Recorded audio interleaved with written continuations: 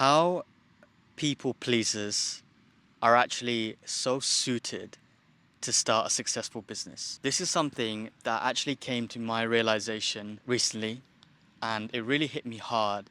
And I was really thinking about this on a flight. And once I really start to kind of internalize and deep it just all made sense to me. Now, a little bit about me. I am definitely a people pleaser to the extent that it's probably not necessarily a good thing because I don't really know why. I always feel bad if I'm interrupting, intruding, or something like that. It's difficult because you don't really want to be like that definitely all the time. You don't, because then you're putting strangers ahead of yourself. Low key, it could result in a lesson of self confidence. Maybe, I don't know. But basically, I'm definitely a people pleaser, and I've been told this a lot. And whether it's be a good thing or a bad thing, it's just I need to find a way to kind of utilize that. And I found a way on why, if you do start a business and you're a people pleaser, it's probably going to go well. There are many factors to it, of course, but I'm just purely talking from that point of view. I read a book recently called A Million Dollar Weekend. I'm still reading it, actually. I'm reading it very slowly because the way I now read non-fiction books is very different. I don't really read it from page one to the end necessarily. I read it by chapters, and then I make notes on it, and then I reread the chapter again whilst listening to the audiobook. So it really sinks into my head. And the reason why I do it like that is because I realized when I was reading non-fiction books the other way around is because then I kind of it came in one ear and went in the other. The information didn't really stick with me, and I couldn't really use it in a practical sense, what it's intended for. So I realized that I really need to understand the concepts and then put it into practice for me to actually, to have benefit from it. So that's why I treat it like a textbook. So, you were taught this in school, university, college, whatever. When you have to read a textbook, you make notes, you rewrite it, you take a test on it because the information sticks. The same kind of concepts. I reread it, I read it, highlight, make notes on a separate Word document. So I just have it with me, so it just sticks in my head. So that's the way I'm treating nonfiction. But anyway, I read this book called A Million Dollar Weekend, a really good book by Noah Kagan. I've spoken about it a few times on this channel already. One of the things that I realized is the importance, when you start a business, of the customers.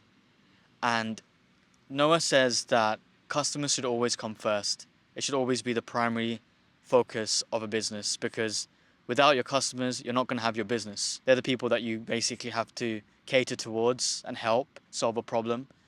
They are the driving force of your business, right? Your customers are crucial. A couple months back, I did an interview for a company as a sales role about 3 months ago.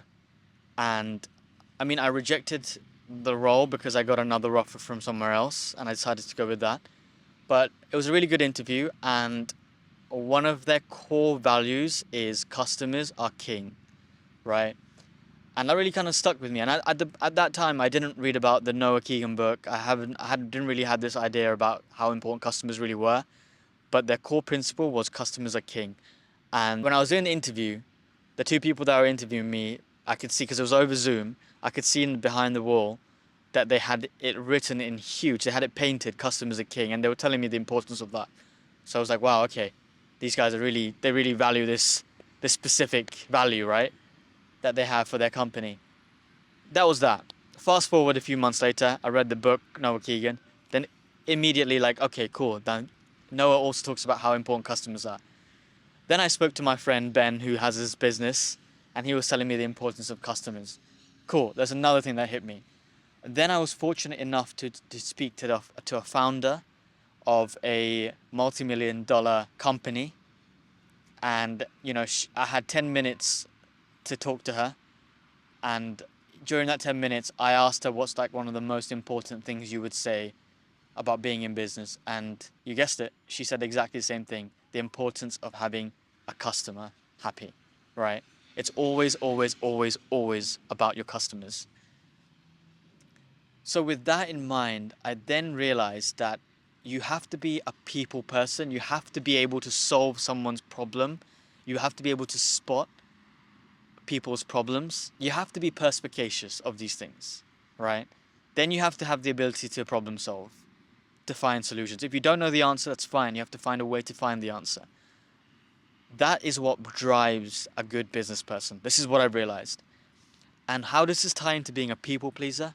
Now, as a people pleaser, naturally, we just want to make sure other people are happy, right? Naturally, we don't really put too much thought in ourselves, in the sense, like, even if it's detrimental, we don't want to make someone else feel a negative emotion, or just it's some type of way like they're uncomfortable.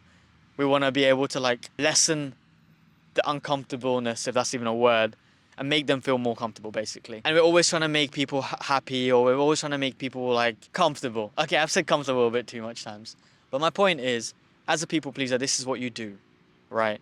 Now, whether that be a good thing or a bad thing, I've heard both stories, and I completely understand. It can get out of hand, and it has gotten out of hand with me once or twice, for sure.